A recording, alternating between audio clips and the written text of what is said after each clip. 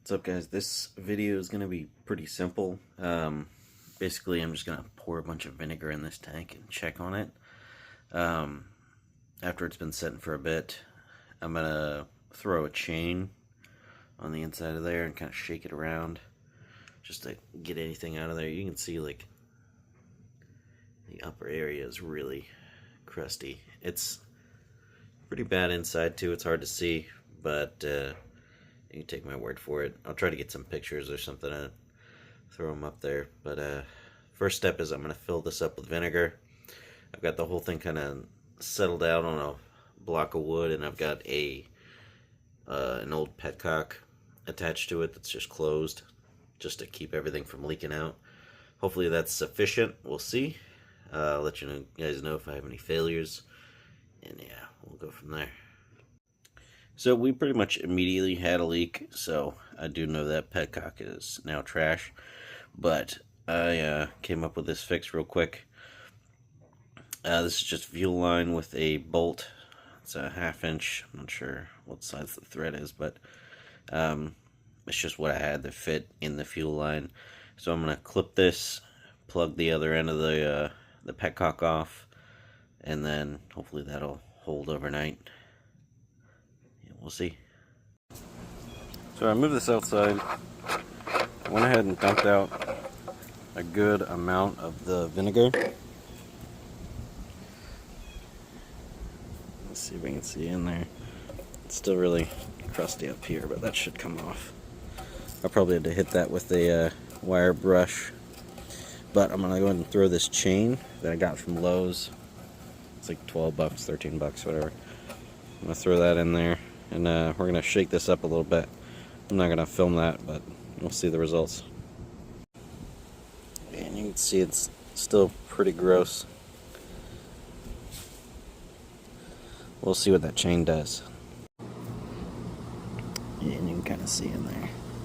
Not sure what this is, if this was like an attempt to seal it. It's like goo here. Like somebody tried to seal it up and just didn't do a very good job.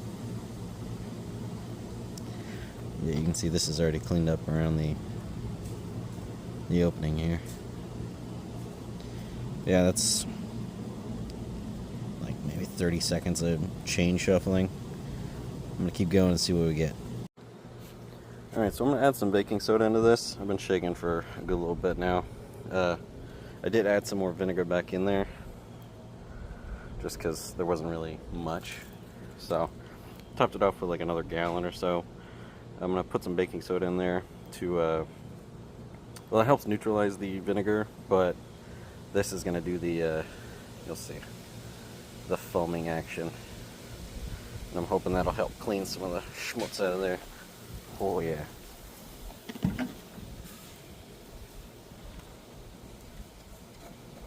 The old volcano.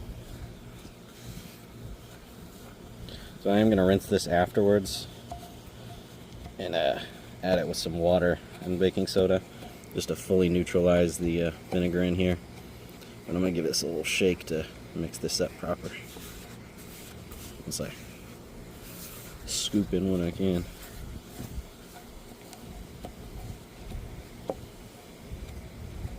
Alright. And since there is a chemical reaction going on in here, I don't want to crank this lid down. You might be able to hear it. We might be done. But gas will build up inside the tank, and you don't really want that. Yeah, so you can already see that the opening here is a lot cleaner. I did get at it with a wire brush, but a lot of that corrosion and gunk is broken off. Not as much on the top, which I'm not as worried about, so I'm just going to keep going. Yeah, I'm going to dump this out. We'll see if I need to give it a pressure wash or if I can just spray it out. Just some people say to pressure wash it, but I don't know if that's actually necessary.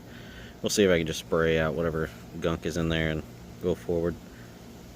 So before I get too far into this, to get the chain out, I turned the tank upside down.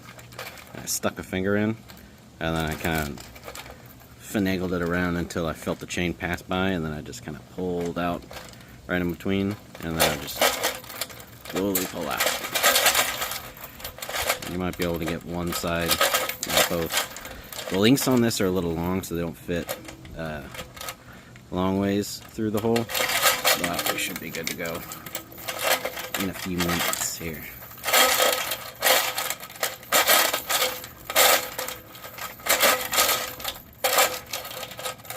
But keep that in mind when buying a chain for this, or if you already have a chain. Some people use like nuts and bolts. That's a lot of stuff to pull out of here.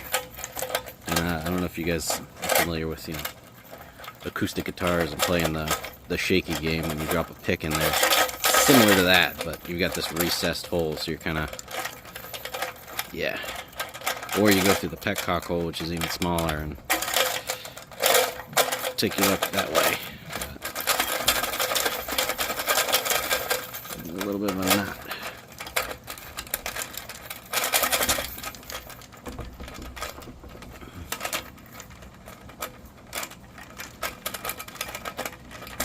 So yeah, you can't get too much through here at once. But you can see this is a lot cleaner.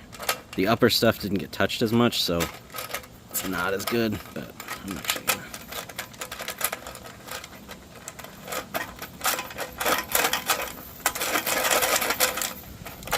So you just keep jiggling it until you get the whole thing out. We'll pick back up whenever I got it out of here. And with a little bit of backtrack and persistence, we are free. Now, to prevent flash rust, which happens really quickly, I'm putting some baking soda in there and I'm going to fill the tank up with water. And that should neutralize any of the remaining acid from the vinegar. So I'm going to fill this up all the way to the brim, and then we're going to let that sit for a minute, and then we're going to dump that out. Yeah, you can see in there a little bit. It does look like somebody tried to seal this.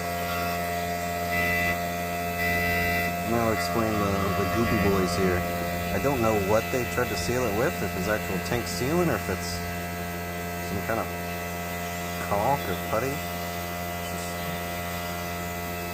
Doesn't look like they did a very thorough job. And that's, I mean, no telling what happened to this before I got it, so yeah, we're gonna go ahead and blow this out though. So now that I got it kind of dried up a little bit, I'm gonna spray in some WD-40 just all around, kind of coat the inside of the tank, and then from there I'm gonna give it a little bit, and then I'm gonna throw in some Marvel Mystery Oil. I'm just gonna let that sit for a little bit until I'm ready to actually use it. I also want to get in the petcock hole, which you can see is also still pretty gross. I am gonna come back and kind of sandblast the entire outside of the tank just to get the paint and everything off, so I can refinish it and all that. I haven't completely committed to this tank.